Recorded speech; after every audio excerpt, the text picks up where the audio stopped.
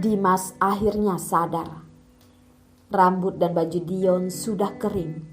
Dia pun masuk ke dalam dan juga diikuti oleh polisi. Dion merasa marah berkata pada polisi, "Bisakah kalian keluar?" Polisi tidak bergerak lalu berkata, "Maaf Tuan Dion, sekarang Dimas adalah pelaku pembunuhan. Kami bertanggung jawab untuk menjaganya agar tidak melarikan diri." Dion berkata, "Apakah kamu tahu siapa aku?" "Maaf Tuan Dion." Kelihatannya tidak berguna. Dion pun memberikan tanda pada supirnya.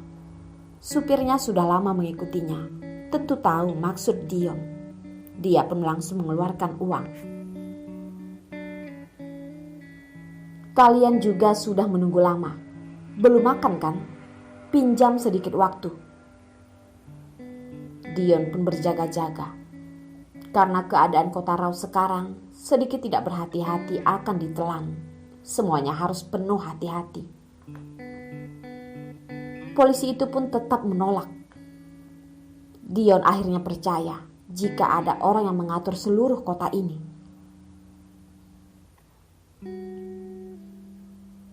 Ketua Dion, Dimas berkata. Dia berhasil menarik Dion yang sudah emosi. Dion pun melihat Dimas. "Siapa orang itu?" Dion tidak lagi menghiraukan polisi, berpura-pura mengambil air untuk Dimas untuk mendekatinya. "Orang keluarga Tanusa Putra," jawab Dimas. Wajah Dion berubah. Mengetahui tatapan polisi, dia pun menyuruh Dimas beristirahat, lalu dia pun pergi. Wajah Dion yang menggelap seperti memakai kacamata hitam, berjalan dengan cepat. Supir pun mengikuti Dion tanpa bertanya. Benar, dia tidak salah. Ada alat perekam suara yang terletak di baju Dimas. Dimas tidak berhenti memberikan signal dan dia pun menutup pandangan polisi. Jika begitu, maka sikap Cindy hari itu bisa dimengerti. Dimas ditekan oleh orang, mengatakan hal yang tidak menguntungkan baginya. Dan orang yang memukul pengacara hingga pingsan dan membawa Dimas bukanlah keluarga Tanusa Putra. Dita yang menghilang, Dimas yang melindunginya. Dimas dan Dita ada hubungan masa lalu. Awalnya sangat rahasia. Siapa yang bisa menyelidiki ini? Apalagi hal yang ada di kota ini. Jenny pun terhapus dari daftar kecurigaan. Dan hal ini kemungkinan adalah ulah Anthony. Hujan masih turun. Anthony melihat hujan di luar jendela, memikirkan masa lalunya dengan Ibu Hendra. Saat itu dia adalah anak bungsu yang paling dimanjakan. Ibu Hendra sangat terkenal, banyak yang mengejarnya. Namun akhirnya tidak berhasil. Umurnya sudah tua, membuatnya selalu mengingat masa lalu. Asistennya mengetuk pintu, mengganggu Anthony mengingat masa lalu. "Masuklah.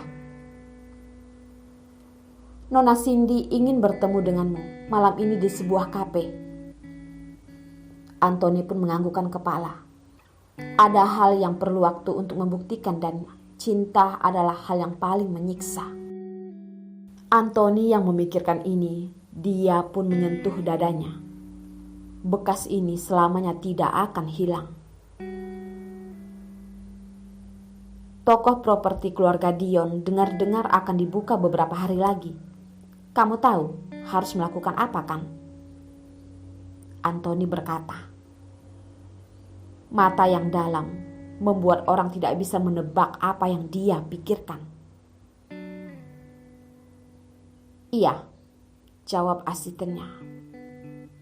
Anthony seperti memikirkan sesuatu dan berkata, "Beritahu Jenny mulai bergerak." Hujan masih turun, tidak terburu-buru. Setelah hujan maka akan ada badai. Dion, aku ingin melihat bagaimana kamu melewati ini. Kape teh memang lebih jauh. Hujan ini membuat orang merasa kesepian dan kacau. Lampu di kape teh sedikit remang, memberikan rasa kenyamanan. Paman, aku sudah berpikir jelas. Cindy menundukkan kepala. Anthony tidak bisa melihat jelas ekspresi Cindy saat ini. Anthony tersenyum, terlihat begitu baik. Namun Cindy tahu, pria di depannya ini tidaklah mudah. Kamu harus melihat dengan jelas, dia adalah ayah dari anak di kandunganmu, ucap Anthony. Anthony mengangkat kepala, melihat wajah Cindy yang serius. Anak ini adalah sebuah kecelakaan. Aku pikir aku sudah cukup dengan ketidakberadaan seorang ayah. Kalau begitu aku tidak akan membuatnya mengalami ini. Cindy menyentuh anak di perutnya. Wajahnya tersenyum sedih. Anak ini tidak sempat melihat dunia ini. Anthony mendesah berkata, "Kalau begitu, ayo kita bicarakan hal serius." Baiklah. Sekarang walaupun Dimas sudah menyerahkan diri, namun dari CCTV rumah sakit masih tidak ada buktinya. Orang yang dapat membuktikan hanya Dion. Jika aku adalah Dion, aku akan mencari psikiater untuk membuktikan keadaan psikis Dimas tidak normal. Dan keadaan itu terjadi saat dia menabrak Hendra. Dia bisa langsung membuktikan. Walaupun Dimas akan masuk penjara beberapa tahun, namun itu adalah hal yang mudah bagi Dion untuk mengeluarkannya. Apakah benar-benar tidak ada cara lain lagi? Cindy mengepalkan tangannya. Dia tidak pernah berpikir Dion akan melakukan hal ini pada Hendra. Dia hanya ingin mengirim mereka ke penjara. Mengapa begitu sulit? Anthony melihat Cindy, mengetahui jika dia masih terlalu polos. Selain mengirimnya ke penjara, tidak ada pemikiran lain lagi. Jadi hal yang ingin dia lakukan tidak perlu diberitahu padanya. Tidak apa-apa, aku akan membantumu. Keluarga Tanusa Putra juga pasti tidak akan membiarkan pelakunya begitu saja. Kamu hanya perlu sabar menunggu. Tunggu beberapa hari lagi. Dia ingin Cindy melihat keruntuhan perusahaan Dion. Cindy pun dengan cepat pulang. Jika sudah memutuskan untuk menggugurkan anak ini, maka dia tidak perlu ragu lagi. Tunggu hingga masalah Hendra selesai. Dia akan memulai kehidupan barunya. Tidak perlu merasa kacau lagi. Anthony mengambil teh di depannya dan memikirkan sekarang sudah sangat malam. Minum teh akan membuatnya tidak bisa tidur. Dia pun melepaskannya. Sekarang Ibu Hendra sudah kembali ke kotanya.